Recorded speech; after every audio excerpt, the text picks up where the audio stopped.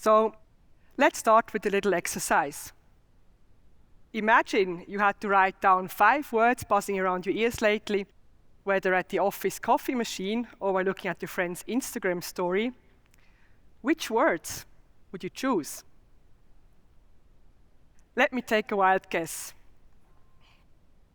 Sustainable, diversity, equality, leverage, growth, inclusion, pivot, synergy, mindfulness, shift.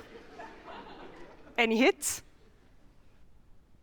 Now throw these words into a blender, and what you get? Statements like, let's harness sustainability to drive equality. Or, let's drive equality to harness sustainability.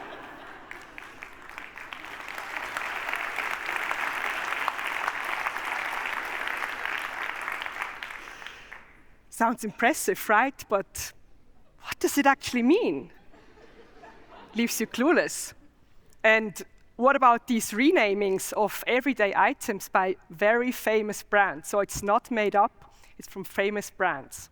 Life performance solutions, portable lifestyle systems, reading containers. Any guess what they stand for? We'll find out later on. How comes our language has morphed into this circus of unclarity and grandiosity? And what does this talking do to us? Having spent the past 15 years juggling words as a journalist, teacher, consultant, and author, I've spotted a worrying trend. While we exchange sounds and letters in an increasing manner, we also increasingly talk in buzzwords, devoid of meaning, leaving others clueless.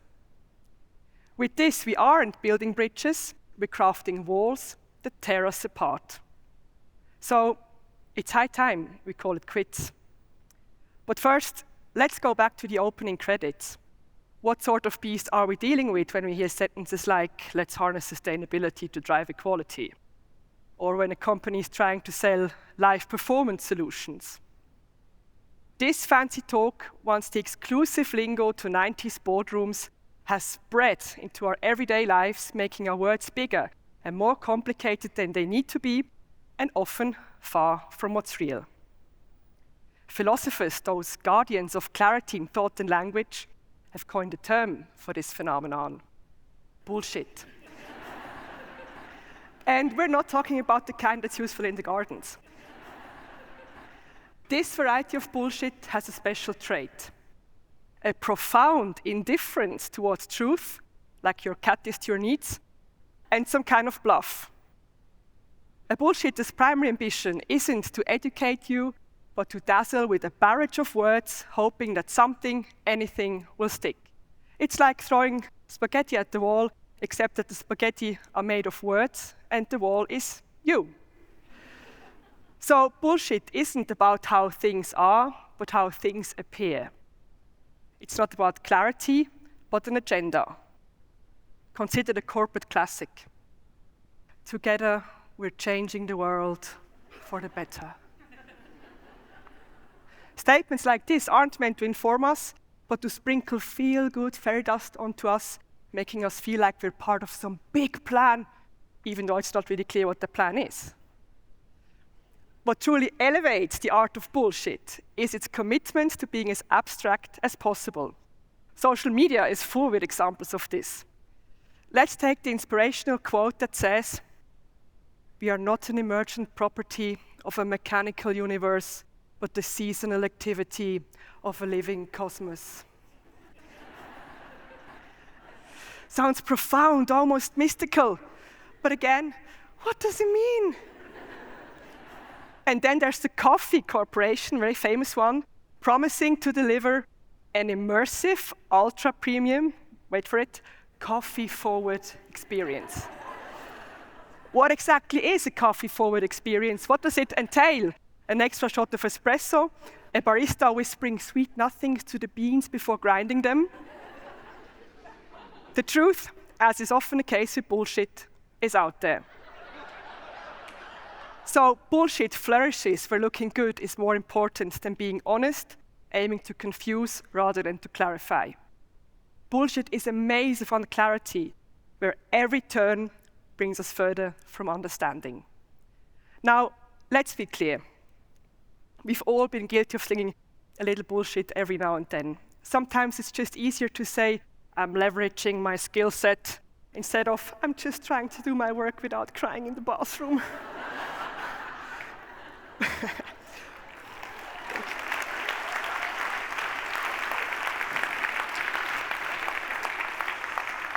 But when bullshit becomes the main course rather than just the seasoning, it's a problem.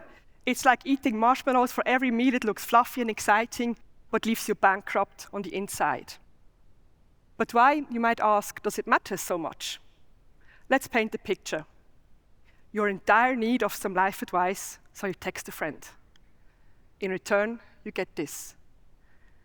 You have to be true to your inner self to follow your path. Great. What does it mean? This kind of advice doesn't pull us closer. Rather, it's like a missed high five, awkward and unfulfilling, driving a wedge between us like pineapple on pizza. Diving deeper, we'll find that bullshit isn't just a separator, it's a black hole. Our brains, bombarded with this fluff, start to reflect the void. Take sustainable. Once a beacon of hope, now a word so overused. It's like telling someone, you're fine. It means everything and nothing, all at once. Every time we encounter these words, stripped of their meaning, a little part of our cognitive landscape turns into a wasteland. Let's harness sustainability to drive equality. What do you think when you hear that? What images come to your mind? Let me guess. At best, a shapeless, colorless mush. More likely, though, nothing. But that's not the whole picture. Bullshit also steals our time, our most precious asset. Yet here we are sinking hours, days, lifetimes into a quagmire of nonsense when we could just be, I don't know, engage in something more meaningful. So what's the game plan? Step 1. We need to become bullshit FBI agents. Whenever something smells fishy, it probably isn't just the office microwave.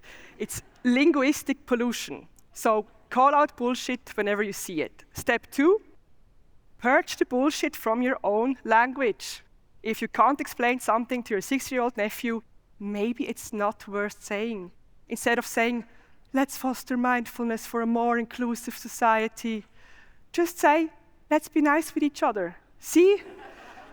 Breathe in, breathe out, and let the bullshit float away.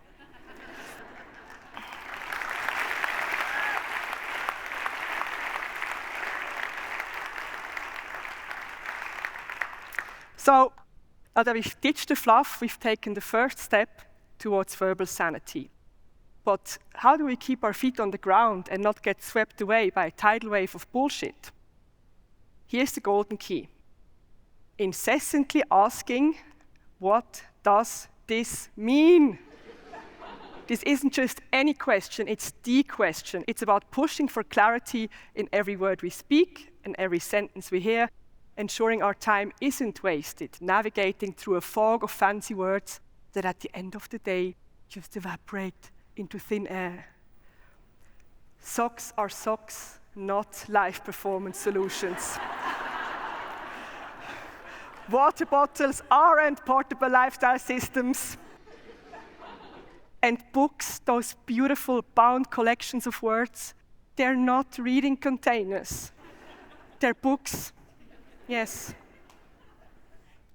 So let's not be dead fish floating down a stream of bullshit.